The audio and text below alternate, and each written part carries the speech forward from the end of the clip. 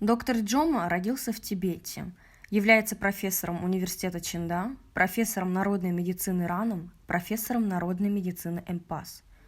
Джома Дунчи написал 12 книг, посвященных тибетской медицине, в том числе учебные пособия для вузов России. Его книга «Искусство долголетия по тибетской медицине» получила мировое признание и стала самой популярной книгой по тибетской медицине 2019 года. Доктор Джома Дунчи разработал собственную авторскую методику лечения гинекологических заболеваний и бесплодия. В результате лечения родилось около 2000 детей.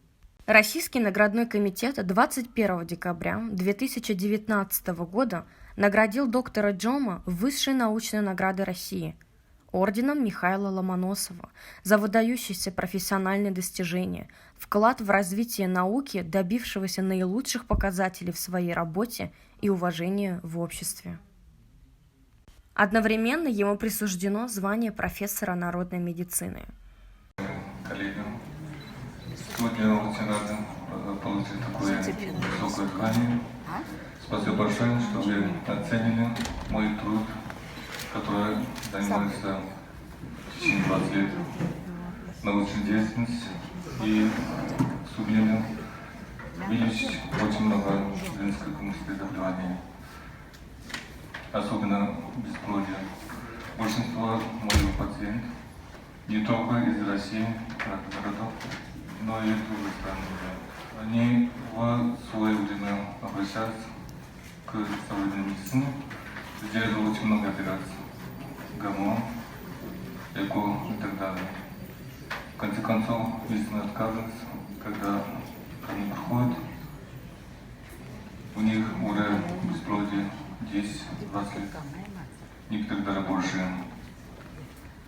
Благодаря моему авторскому методу лечения на свете появилось около 2000 новых жизней. И